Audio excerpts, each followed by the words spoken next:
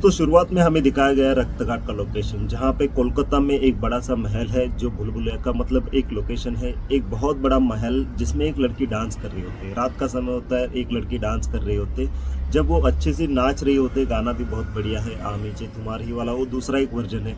Dance चल रहा होता है, डांस अच्छे से कर रही होती है। एक राजा आता है, अपनी सेना बहुत सारी लेके आता है, दरवाज़ा खोलता है। जैसे वो दरवाज़ा खोलता है, देखता है वो लड़की अच्छे से नृत्य कर रही होती है। उसको देख के वो रुक जाती है, उसका डांस रुक जाता है। और जैसे उसका डांस रुक जाता है, हम देखते हैं कि वो राजा महाराजा अपनी सेना को उस लड़की को पकड़ते हैं, पकड़ के ले जाके उसको, जो महल होता है, महल के बीच में एक पेड़ होता है, उस पेड़ को बांधते हैं और उसको जिंदा जला देते हैं। और जैसे जिंदा उसको जला देते हैं तो उस लड़की की आत्मा उसमें से बाहर आती है और चली जाती है, ऐसे बाहर निकल के वो गायब हो जाती है। और वहाँ पे एक को मास्क होता है, वो मास्क लगा लेती है। और जिसने उसको जलाया होता है, मतलब उसकी जो सेना में से एक सेनापति होता है जिसने उसको जलाया होता है, वो सो रहा होता है ऐसे। तो वो आत्मा उधर आती है, उस सेनापति को मार डालती है, थोड़ा सा डरा धमका के उसको मार डालती है। वो सीन भी थोड़ा सा डरावना है। उसके बाद सीन यहाँ पे खत्म हो जाता है। सीन आता है 200 साल बाद। 200 साल बाद हम देखते हैं कि कार्तिक आर्यन बाइक चला रहे हैं, उसके साथ अपने छोटे मियाँ हैं और ये रूह बाबा है, मतलब रूहान इनका नाम है, रूह बाबा है। और ये जा रहे होते, जाते हैं, एक बंदा होता है जिसके मतलब अंदर भूत घुसा होता है, तो वो भूत को निकाल देता है, वो भूत को निकाल देता है। और बाद में हमें पता चलता है कि उसके अंदर भूत कोई नहीं था, ये उनका प्लान था, उनके माँ बाप से थोड़े से पैसे ऐंठने का प्लान था। और ये होने के बाद वो एक लड़की का, उनको एक कार्ड मिलता है, मतलब कॉल आता है कि ऐसे ऐसे एक लड़की के अंदर भूत घुसा हुआ है। तो जाते हैं, तो वो लड़की की जो पिताजी होते हैं, चाचा जी होते हैं, उससे बात करते हैं। तो चाचा जी बताते हैं, ये फोटो देते हैं, ये मर गई है और इसकी आत्मा से बात करनी है। तो वो फोटो देखता है और बोलता है, अरे ऐसे कैसे मर गई, इतनी हॉट है, मतलब हाउ। और अचानक बिजली वगैरह कड़कना शुरू हो जाता है, लाइटें वगैरह जलनी बंद हो जाती है। तो देखता है कि जो लड़की फोटो हाथ में थी, जो मरी हुई, वो सामने थी। अभी वो डर जाता है और डर के मारे बोलने लगता है, ये कैसे मुमकिन है, हाँ ये कैसे मुमकिन है। तो वो देखने के बाद वो जो लड़की का जो पिता था वहाँ पे, वो उसका रूहान का वीडियो कर लेता है कि ये डर रहा है, ये डरा हुआ है, इसका वीडियो कर लेता है। और बाद में लाइटें वगैरह ऑन करते हैं और उसको पता चल जाता है कि अरे यार ये तो जिंदा है, ये मरी है ही नहीं। तो ये उन लड़की का और लड़की के चाचा जी का प्लान था कि इसको डरा के इसको वीडियो करना है और आगे ये दोनों मिलके उसको ब्लैकमेल करना शुरू कर देंगे। और ब्लैकमेल इसलिए करते हैं कि इनका एक काम होता है, और वो काम क्या होता है कि वो उसको बोलते, भाई तुझे मुझे मेरा एक काम करना है, हमें पता है तू फ्रॉड है, तू भूतों से वगैरह कुछ बात वगैरह नहीं करता, फिर भी हम तुझे हायर करना चाहते हैं, हम तेरी सर्विस यूज करना चाहते हैं। और ये सर्विस क्या है कि तुझे हमारे साथ बंगाल आना है, तुझे हमारे साथ रक्तघाटी आनी है। तो ये बोलता है मैं क्यों आऊँगा, तू जा। तो ये बोलता है मैं तुझे 1 करोड़ दूंगा। और ये जो लड़की होती है वो महारानी होती है, और ये जो चाचा जी होते हैं वो भी एक महाराजा होती है। तो वो बोलते हैं 1 करोड़, ठीक है तो आ जाऊंगा। काम क्या है, वहाँ पे जाना है, सिर्फ एक छोटा सा काम है, वो कर देना है, बस इतना सा ही काम है। 1 करोड़ के साथ साथ वो दोनों मिलके उसको ब्लैकमेल भी करते हैं, भाई तू हमारे साथ नहीं आया तो हम ये तेरा वीडियो इंस्टाग्राम यूट्यूब पे डाल देंगे और ये तेरा धंधा पूरा चौपट हो जाएगा।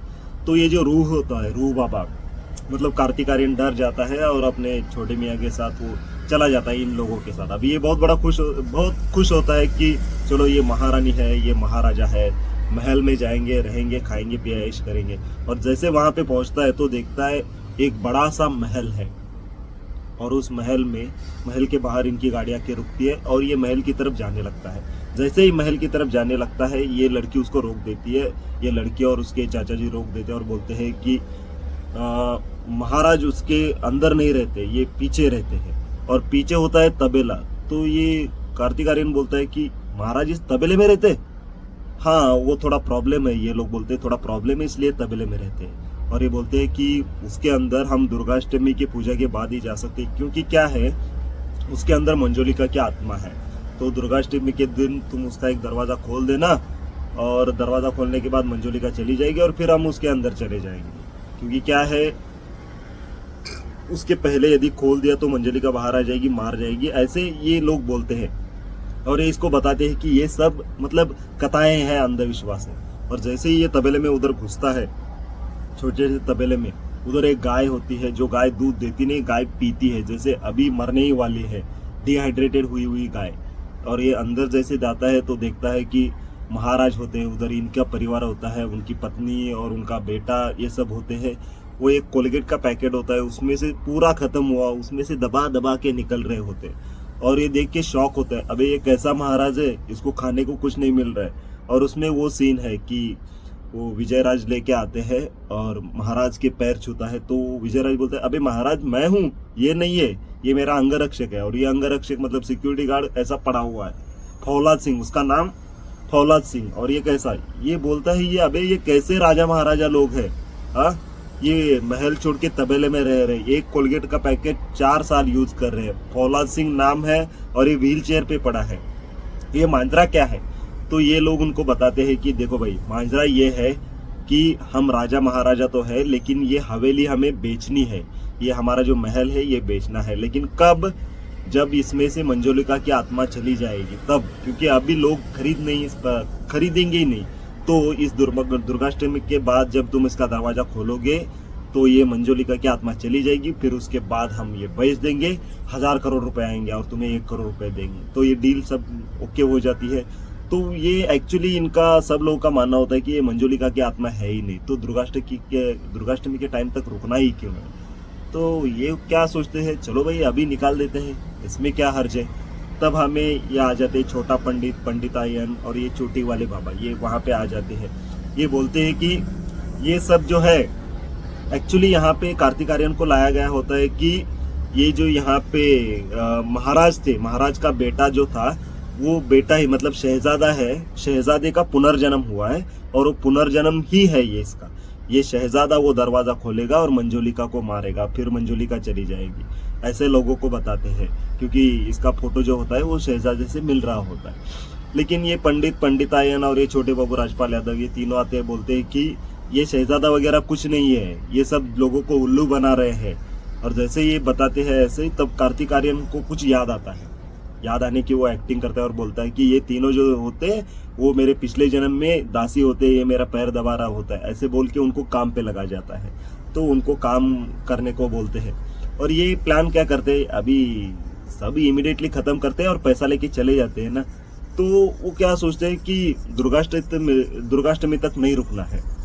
तो उतने में क्या हो जाता है कि एक लड़की आ जाती है, लड़की मतलब विद्या बालन आती है। और विद्या बालन वो कौन होती है कि वो जो पुराना महल वगैरह जो होता है वो रिस्टोर करने वाले, मतलब अच्छे से उसको मेंटेन करने के लिए आते हैं। लेकिन इधर तृप्ति डिम्परी और ये जो महाराज होते हैं वो महाराज विजयराज होते हैं। महाराज बोलते हैं कि हमने तो लड़की को नहीं, वो लड़के को बुलाया था, तो आप कैसे आ गए। तो वो बोलती है कि वो जो है वो लंबी छुट्टी पे गए हैं। और तब उसके अंदर आत्मा होती है, तब विद्या बालन के अंदर आत्मा होती है, वो मंजुलिका होती है। तो वो बोलती है कि वो लंबी छुट्टी पे चले गए। तब उसको कॉल करके पूछना चाहते हैं तो उसका कॉल नहीं लगता। तब ये बोलती है मैंने बोला था ना वो लंबी छुट्टी पे गए हैं। और ये किसको मारना चाहती है कि ये कार्तिक आर्यन को, शहजादे को, क्योंकि दुर्गाष्टमी के दिन ये मंजुलिका को मार देगी और ये मंजुलिका होती है। तब वो बहुत गुस्सा होती है। ठीक है, सब चल रहा होता है, लेकिन ये क्या प्लान करते हैं कि दुर्गाष्टमी के पहले ही हम इसको खोल देते हैं और इसको बेच देते हैं और चले जाएंगे। और जैसे ही ये जाते हैं, थोड़ा इधर उधर का मांजरा वगैरह सब दोनों का, और जैसे अंदर थोड़े से भूतिया घटनाएं भी दिखाई गई है। वो टीवी वाला एक सीन है, टीवी में एक अंदर आती है लड़की, इसको बुलाती है और रेडियो में से इससे बात करती है, मंजुलिका इससे बात करती है।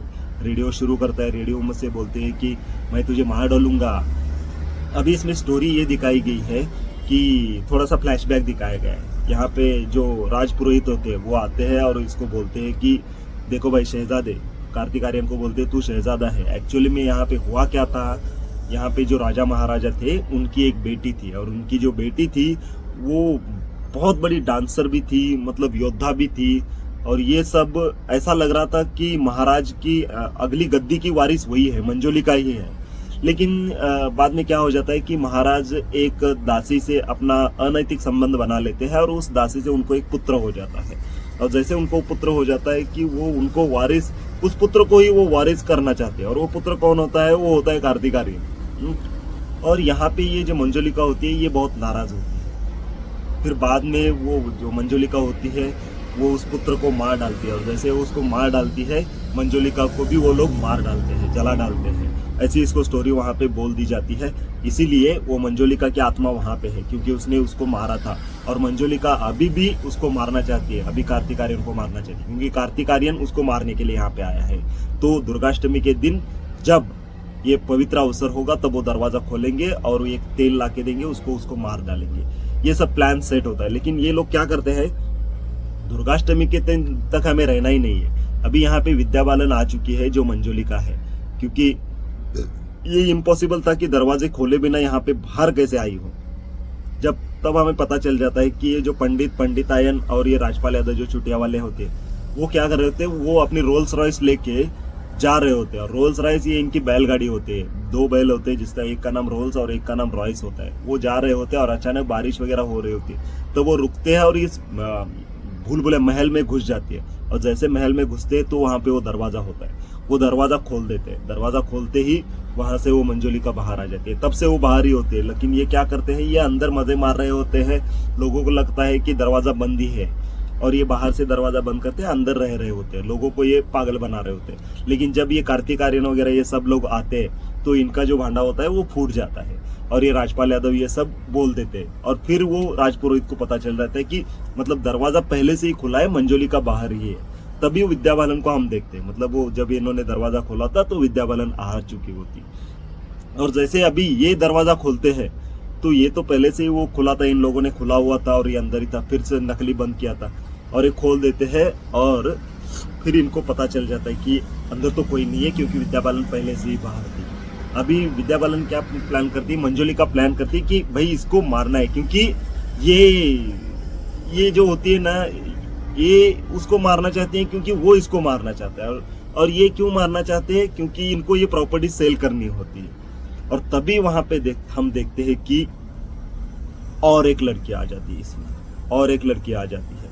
और जैसे वो वहां पे जाते हैं, एक दरवाजा खोलते हैं और उसके अंदर जाते हैं तो और एक वहां पे दरवाजा होता है, और एक दरवाजा। और जैसे एक दरवाजा ये खोल के अंदर जाते हैं, वहां पे रहने लगते हैं, तो इनके पास बहुत सारा पैसा वगैरह आता है। लोग इनको फिर से उधार देते हैं, महाराज को, विजयराज को, तो इनकी लाइफ अच्छे से कट रही होती है।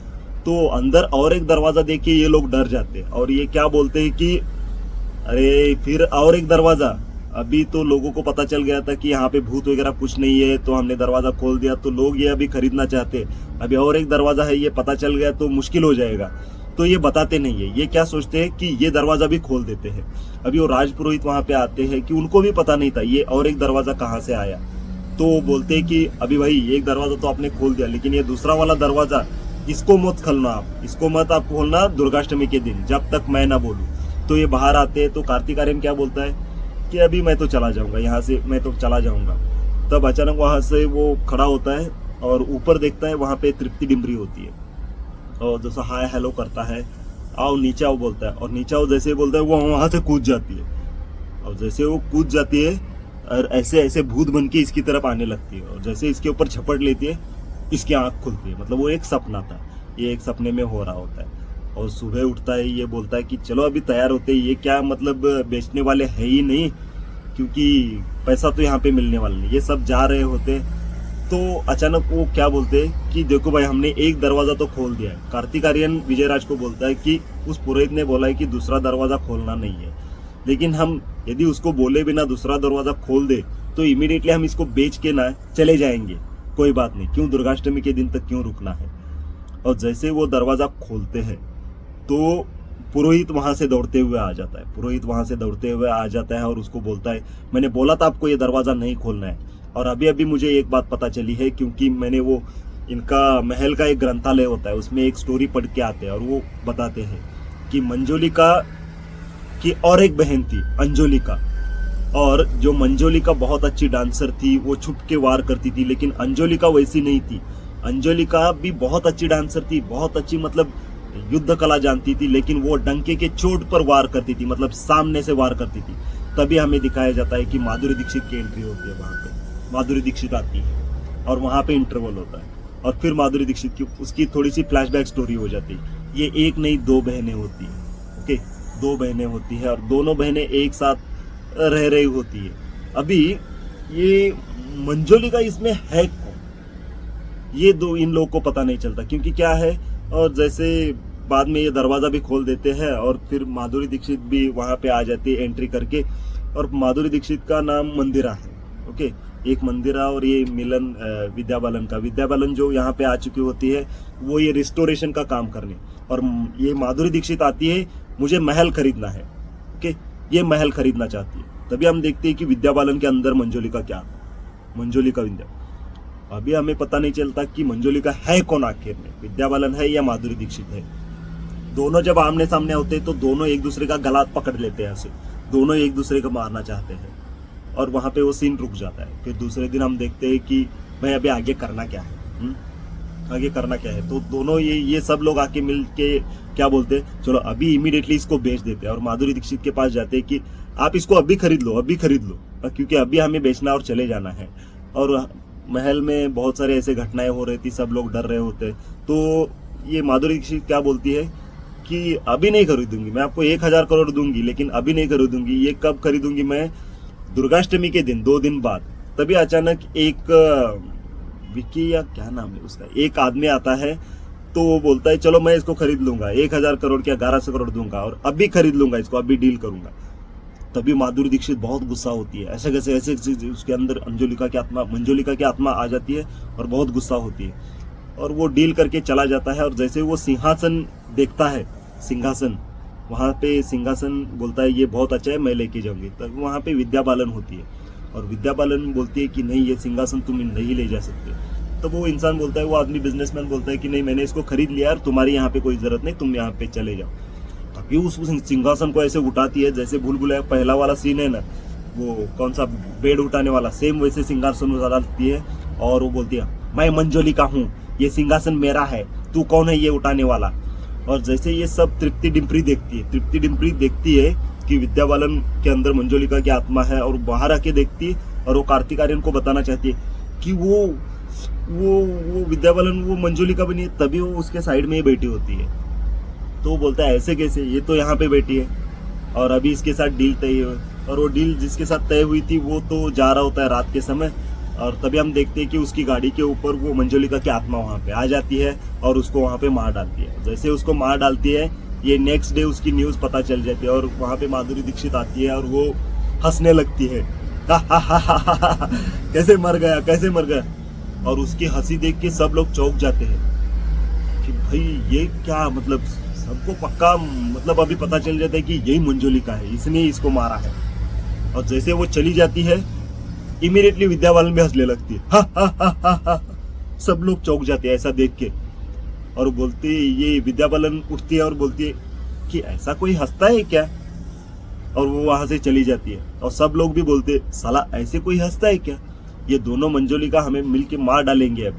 अभी तो उनके पास कोई प्लान ही नहीं होता, मतलब कोई कस्टमर ही नहीं, क्योंकि माधुरी दीक्षित ही खरीदेगी, क्योंकि जो खरीदने वाला था वो तो मर गया।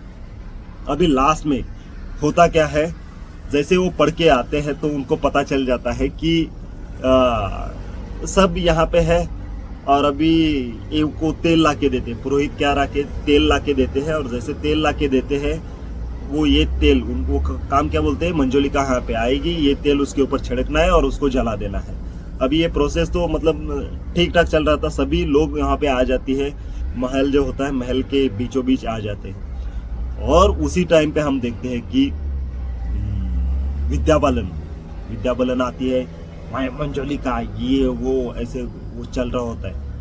और उसके पहले नहीं, माधुरी दीक्षित आती है, मैं मंजोलिका, तुम ये महल कैसे बेचोगे, हाँ ये महल मेरा है, ऐसा वैसे देखती है, और वो उसको पकड़ लेते हैं। और उसी टाइम पे विद्या बालन आती है और माधुरी दीक्षित को पकड़ लेती है, और वहां पे खींच के लेके जाती है।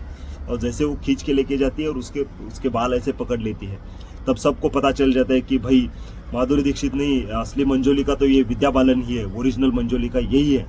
तो वो क्या करता है, कार्तिक आर्यन उसको ऐसे एक रिंग बना देता है तेल का, और उसके ऊपर आग लगा देता है। तो एक आग में विद्या बालन होती है, उसके अंदर वो मंजोलिका होती है, और माधुरी दीक्षित वहां पे पड़ी होती है। उसको मार दिया होता है किसने, विद्या बालन ने, तो वो पड़ी होती है, और विद्या बालन उसके अंदर होती है, मैं मार डालूंगी, ये वो ऐसा चल रहा होता है।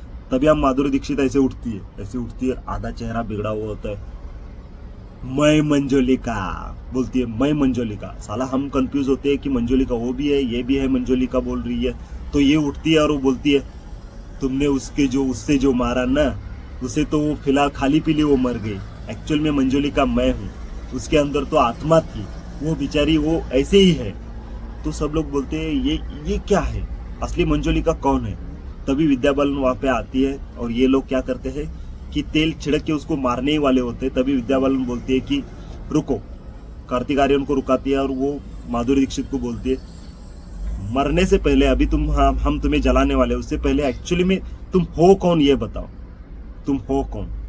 तब हमें पिछली वाली स्टोरी पता चल जाती है। फिर से वो पहला सीन फिर दिखाना शुरू हो जाता है, जब वो डांस कर रहे होते हैं, लड़की राजा महाराजा आते हैं, उसको जलाते हैं। अभी एक्चुअली में क्या होता है, जो 200 साल पहले राजा महाराजा थे, ये जो राजा था उसे कोई बेटा नहीं था, उसे एक्चुअली एक नहीं 2 बेटियां थी और दोनों बहुत अच्छी डांसर थी, अंजोलिका और मंजोलिका। डांसर थी, योद्धा थी, मतलब सब बहुत अच्छा कर रही थी। और एक जो दासी का लड़का होता है उसका नाम होता है देवेंद्रनाथ। ओके, तो वो क्या होता है कि राजा इसको घोषित करते हैं कि भाई देवेंद्रनाथ को हम राजा बनाएंगे। और ये दोनों लड़कियां बहुत गुस्सा होती है, अंजोलिका और मंजोलिका बहुत गुस्सा होती है। तो ये क्या करती है, चलो अभी जाके इस देवेंद्रनाथ को मार डालेंगे, हम इसको मार डालेंगे। तो जैसे ये अंदर जाती है, दोनों एक चाकू उठाती है और अंदर जाते हैं। और अंदर जैसे जाती है तो देखते हैं देवेंद्रनाथ आईने के सामने बैठा होता है। और ये देवेंद्रनाथ होता कौन है, कार्तिक आर्यन। देवेंद्रनाथ एक्चुअली मतलब वो दिखता तो लड़के जैसा होता है, लेकिन उसके सभी हाव भाव लड़की जैसे होते हैं। तो ये अंदर वो देखते हैं, अंजोलिका मंजोलिका, ये विद्या बालन और माधुरी दीक्षित अंदर देखते हैं। ये देवेंद्रनाथ अंदर बैठ के आईने के सामने ऐसे ऐसे कर रहा होता है, कानों में ये लगा वो लगा, बिंदिया वगैरह लगा। तो इनको पता चल जाता है यार ये तो सिर्फ मर्द जैसा दिखता ही है, ये मर्द ही नहीं, अंदर से ये औरत ही है। तो ये उसको जाती है और वो बहुत भोला होता है। तो ये दोनों उसको बोलते हैं कि अरे तुम नाचते हो, वो रात भर जो नाचते हो आमी जी, तुम्हारा वो गाना वगैरह तुम नाचते हो। तो पहले वो बोलता है नहीं। तो ये बोलते नहीं हमें पता है तुम ही नाचते हो, लड़की का भेष बना के। तो ये फिर बोल देता है, हाँ दीदी मैं आपके जैसा ही हूँ, मैं एक्चुअली लड़की हूँ, ऊपर से मैं सिर्फ ऐसा दिखता हूँ। तो ये क्या बोलते हैं कि अरे फिर आपको ये ऐसा ही रहना है, आप लड़की जैसा ही रहो, इसमें क्या हर्ज है, कोई बात नहीं, हम आपको सजाएंगे संवारेंगे, देखो अभी हम गाना गाएंगे, आप डांस करोगे। ऐसा माधुरी दीक्षित और विद्या बालन उसको बोलती है। और विद्या बालन वहां से चली जाती है। तो ये तैयार हो जाती है, ये जो देवेंद्रनाथ होता है वो कार्तिक आर्यन तैयार होता है और ये गाना गाने लगते हैं। और जैसे माधुरी दीक्षित गाना गाने लगती है, ये देवेंद्रनाथ नाचने लगता है और लड़की का भेष, लड़की का पूरा ड्रेस पहन के नाचने लगता है। तभी वहां पे विद्या बालन जाती है और उस राजा को बताती है, अपने पिताजी को बताती है, देखो आप जिसे मर्द बोल रहे हो वो कितनी बड़ी औरत है, देखो जाके देखो, ना वो औरत है ना वो मर्द है, बीच में ही है, जाके आप देखो।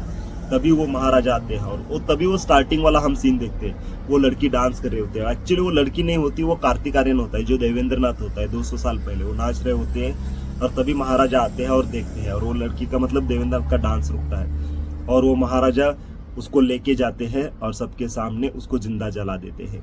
एक्चुअली मतलब उसके बाद वो मास्क जो पहनता है, मतलब मंजोलिका मरी नहीं होती, एक्चुअली वो मरा हुआ होता है देवेंद्रनाथ, उसका जो भूत होता है। और वो मास्क इसलिए पहन रहा होता है क्योंकि मंजोलिका का आत्मा है ऐसे पकड़ के चलने के लिए। और राजा क्या करता है, उसको तो जिंदा जलाता है और अंजोलिका और मंजोलिका को महल से बाहर निकाल देता है। उसको बोलता है, देखिए ये बात आप मुझे अकेले में आके भी बता सकते थे, लेकिन आपने ऐसा नहीं किया, आपने राज सिंहासन के लालच में ऐसा किया, इसलिए आप दोनों को यहाँ से निकाल दिया जाता है। और जाते जाते समय ये देखते हैं कि देवेंद्रनाथ को वहां पे जिंदा जलाया जा रहा है। और तभी से वो देवेंद्रनाथ का भूत इन लोगों को ऊपर गुस्सा होता है कि मुझे बदला लेना है, और ये सभी पूरी स्टोरी बताता है। अभी इन दोनों के हाथ में हम प्रेजेंट सिचुएशन में आते हैं कि देवेंद्रनाथ माधुरी दीक्षित के अंदर होता है, और फिर जैसे ये स्टोरी खत्म होती है तो वो देवेंद्रनाथ का पूरा चेहरा सामने आता है, भूत। और फिर ये विद्या बालन और माधुरी दीक्षित उससे बोलती है, देखो हमें तुम्हें मारना नहीं है, एक्चुअली हमारी गलती है, और जो अभी हम मार दिए तो फिर से वही होगा जो हमने गलती की थी, तो इसलिए हम तुमसे माफी मांगना चाहते हैं। और जैसे ही ये माफी मांगते हैं तो देवेंद्रनाथ का भूत वहां से निकल जाता है, उसको मोक्ष मिल जाता है, और यहाँ पे स्टोरी खत्म हो जाती है। ओके, बाकी आपको स्टोरी अच्छी लगी हो तो वीडियो को लाइक और शेयर जरूर करो और चैनल को जरूर सब्सक्राइब करना।